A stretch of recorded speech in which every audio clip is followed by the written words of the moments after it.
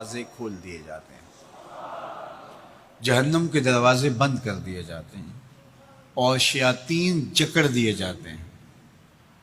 اللہ جل شانہ اس موسم رحمت میں خاص عنایات اپنے بندوں پہ فرماتا ہے۔ ایک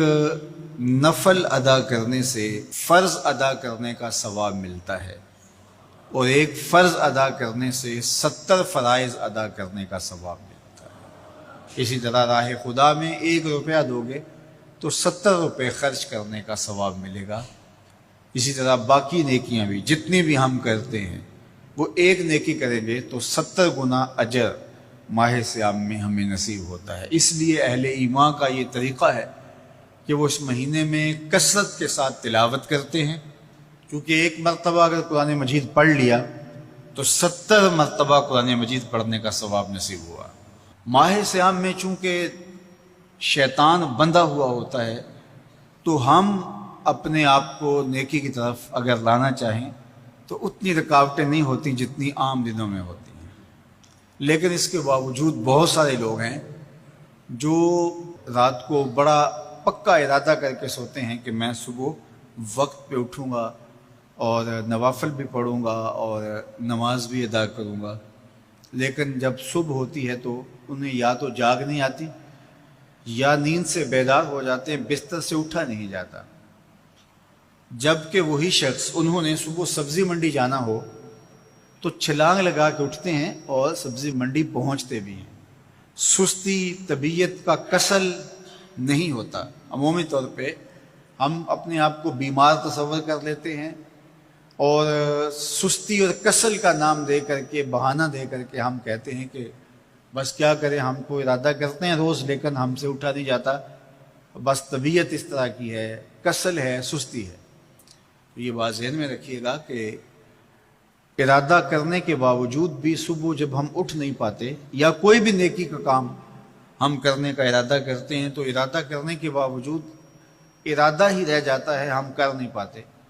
تو اس کا سبب یہ ہوتا ہے کہ بہت سارے ہم گناہ کر چکے ہیں اور ان گناہوں کی وجہ سے ہم نیکی کی توفیق نہیں پاتے۔ حضرت حسن بصری رضی اللہ تعالی عنہ نے یہی وجہ اس کی بیان فرمائی ہے۔ تو اس کا بہترین طریقہ یہ ہے کہ توبہ کی جائے اور توبہ بھی سچے دل سے کی جائے، رو رو کے اللہ سے گناہوں کی معافی مانگی جائے، اور سچے دل سے جب توبہ کی جائے تو پھر سارے گناہ نہ صرف مٹا دیے جاتے ہیں بلکہ ان کو بدل کے نیکیوں میں تبدیل کر دیا جاتا ہے۔ تو ماہ صیام کے اندر پختہ عزم کریں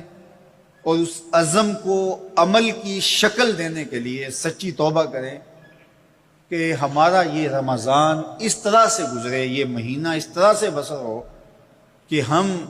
اس مہینے میں اللہ تعالیٰ کی قربت حاصل کر لیں، ہم گناہوں سے پاک ہو جائیں اور ہم جو ثمرات ہیں، جو فوائد ہیں اس مہینے کے، وہ ہم سمیٹ سکیں۔ تو یہ وہ مہینہ ہے جس کے انتظار میں میرے اور آپ کے آقا و مولا اپنی آنکھیں لگائے ہوتے تھے اور دن گن گن کے وقت گزارتے تھے کہ ماہ صیام آ رہا ہے۔ تو اس مہینے کا عزت کے ساتھ، تکریم کے ساتھ، اعزاز کے ساتھ استقبال کرو اور اس کو پلکوں پہ بٹھاؤ، اس کو دل پہ بٹھاؤ۔ اس مہینے کی تکریم یہ ہے کہ اس میں ہر برا کام چھوڑ دیا جائے۔ اگر کوئی شخص برا کام نہیں چھوڑتا اور روزے رکھتا ہے تو میرے اور آپ کے آقا و مولا کا ایک فرمان سن لیجئے، من لم یدع قول الزور والعمل بہ فلیس للہ حاجۃ فی ان یدع طعامہ وشرابہ۔ فرمایا کہ جو جھوٹ اور برے کام نہیں چھوڑتا اس کے بھوکا اور پیاسا رہنے کی اللہ کو کوئی ضرورت نہیں ہے۔ تو روزہ خوراک بچاؤ مہم نہیں ہے جو چلائی جاتی ہے، بلکہ یہ تزکیہ نفس کا موسم ہے، باطن کی صفائی کا موسم ہے، اور باطن کی صفائی نہیں ہوتی جب تک ہم کوشش کریں۔ آپ کے بدن پہ بہت ساری میل چڑھی ہوئی ہے اور جمی ہوئی ہے بدن کے ایک ایک عضو پہ میل، تو آپ پانی میں چھلانگ لگا کے باہر بھی آ جاتے ہیں تو میل نہیں اترتی، چلو کچھ نہ کچھ فرق تو ضرور پڑ جاتا ہے لیکن میل نہیں اترے گی۔ میل کب اترے گی؟ جب آپ اپنے بدن کو مل مل کے اس کے اوپر صابون لگا کر کے اچھی طرح سے اس کو جب اتاریں گے محنت کوشش سے تو پھر آپ کا بدن مہک جائے گا، ہلکا پھلکا ہو جائے گا، میل اتر جائے گی۔ یہ موسم رحمت ہے، اللہ کی رحمتوں کا می برسے گا، اس سے کچھ نہ کچھ فائدہ تو ہوگا ہی، لیکن حقیقی فائدہ وہی حاصل کرے گا جو اپنے گناہوں کو مل مل کے دھوئے گا اور اپنے آپ کو صاف کرنے کی کوشش کرے گا۔ تو اپنے من کے میل اتارنے ہیں، اپنے باطن کے میل اتارنے ہیں، اپنے اعمال کی درستگی کی کوشش کرنی ہے۔ صلاۃ التراویح مسجد میں نہیں آ سکتے تو گھروں میں پڑھ لیجئے، جس طرح بڑی عمر والے لوگوں کو، بیمار لوگوں کو کہا گیا کہ آپ گھروں میں پڑھ لیں، بچوں کو کہا گیا، لیکن چھوڑیے گا نا، یہ رمضان المبارک کا خاص عمل ہے۔ آج کل دین بیزار طبقہ مختلف جگہوں پہ بیٹھ کے مسجد پر، مدرسے پر، تراویح پر،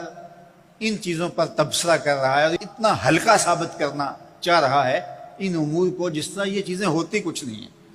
جبکہ ماہ صیام کے قیام پر میرے اور آپ کے آقا مولا نے بشارت دیتے ہوئے فرمایا من قام رمضان ایمانا و احتسابا غفر له ما تقدم من ذنبه، جس نے رمضان المبارک کی راتوں میں قیام کیا ایمان اور محاسبہ نفس کے ساتھ، اللہ اس کے پچھلے سارے گناہ معاف فرمائے۔